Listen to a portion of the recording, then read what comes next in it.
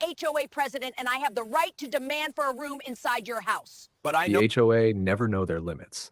They think they run everything and can control anybody. Well, I'd heard stories about their ridiculousness, but I was about to witness it firsthand. It all started when I newly moved into this neighborhood. I wanted somewhere peaceful, quiet, and far away from chaos. The lawns looked like they were trimmed by angels, the neighbors waved like they practiced it, and everything screamed perfect. That is, until I met Karen. Welcome to Prodigy Tales. Make sure you like and subscribe for your top-notch HOA drama.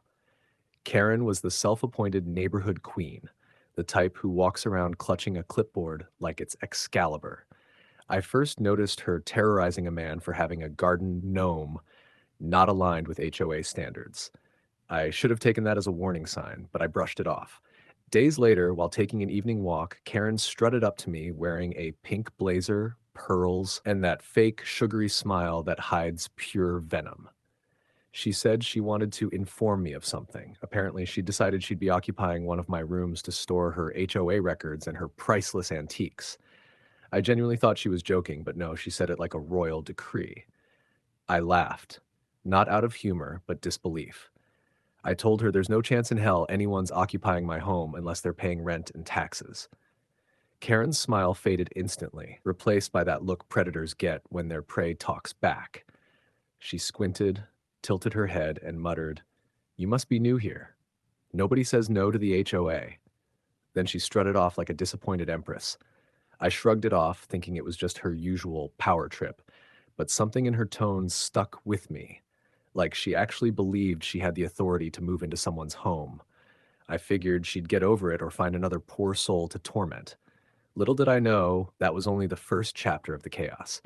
Before we dive in deeply, let us know in the comments where you're watching this story from. Like me, declining wasn't enough for her, she decided to go official. A few days later, I got a letter, neatly typed, sealed with the HOA logo, and signed by Her Royal Highness, Karen herself. It read like a parody of a court order. "Dear resident," it began, "we understand your hesitation regarding the accommodation of the HOA's historical and administrative materials within your residence. We will excuse your unfamiliarity with our traditions. The move-in date remains the same, Friday at noon." I almost fell out of my chair laughing. She even used phrases like failure to comply may result in disciplinary measures. I swear, she thought she was running the United Nations of suburbia. I showed the letter to a few neighbors, hoping they'd tell me it was a prank. But their reactions were even stranger. Everyone avoided eye contact. One guy whispered, "Just let her in, man. Don't start anything. She'll make your life miserable." Another said, "Karen has connections. It's better to stay on her good side." I stared at them like they'd been brainwashed. "Connections?" I asked. "She's an HOA president, not a warlord." But they just shrugged and hurried off like they were afraid she'd materialize from the bushes. The paranoia was unreal. That night, I sat on my porch with a cup of coffee thinking, why would someone want to move their records and antiques into a stranger's house? There had to be something shady going on.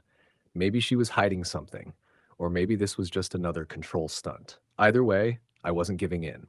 I drafted a letter back, short and sweet. Access denied. Try storage units like everyone else.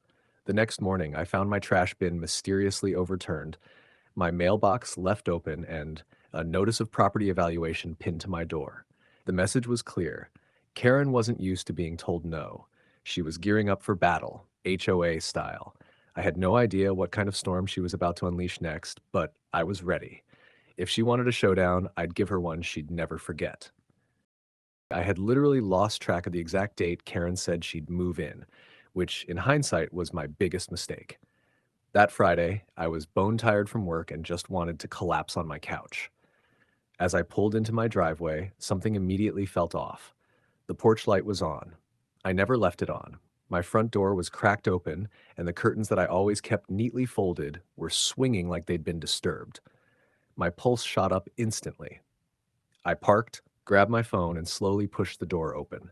The smell hit me first. Old perfume, dust, and something musty, like antiques dragged out of a basement. I thought it was a burglar until I stepped into my living room. The place was a war zone. Papers stacked to the ceiling, framed certificates with HOA board written all over them, And worst of all, my guest room door was wide open. I turned the knob and froze. Inside were stacks of record boxes, old files, and glass-covered antiques that looked like they'd been stolen from a thrift store. And then I saw it. A golden nameplate reading Karen's archive room. She'd actually moved into my house without permission. My my blood boiled so hard I could hear it in my ears. I didn't touch a thing. I filmed everything, every box, every broken lock, even the muddy footprints on my carpet. I narrated it all in my video. This is what happens when you tell HOA Karen no. After filming, I immediately called the cops. While waiting, I stepped outside to calm down, only to see Karen herself walking down the street, clipboard in hand, humming like she owned the place. When she saw the flashing red and blue lights approaching, her face turned from smug to pale in half a second. The officers got out, and I showed them the footage. "Ma'am," one officer said, "you're sure you didn't authorize her to store anything here?" I laughed so hard I almost cried. "Officer, if I wanted antiques, I'd go to a museum, not let someone break into my house to install a storage unit." They nodded grimly and walked toward Karen's house. She didn't know what was coming, but I did. When the cops came, they didn't waste time. They watched my videos, saw the forced locks, and nodded to each other. It was open and shut. We walked together to Karen's house, her mansion of misery with HOA President engraved on the mailbox like it was a royal title. Karen opened the door, still clutching that damn clipboard like it could protect her. She looked stunned to see me with the cops. "Ma'am," one officer started, "we need to ask you about the property you moved into this resident's home." Karen's smile twitched. "Oh, that?" He agreed. "I told him weeks ago. It's all part of community service." "Community service?" I repeated, almost laughing. "You broke into my house, dumped your junk, and trashed my locks. What kind of service is that? Burglary with benefits." That's when Karen lost it. She started shouting, "You called the cops on me. I'm the president. You think you can humiliate me like this in front of my community?" She jabbed her finger in my face, and one of the officers gently pushed her back, saying, "Ma'am, calm down." "Calm down?" she screeched. "Do you know who I am? I run this neighborhood." "Not anymore," the officer said, pulling out his handcuffs. "You just admitted to breaking and entering." That silence after the click of handcuffs, pure bliss.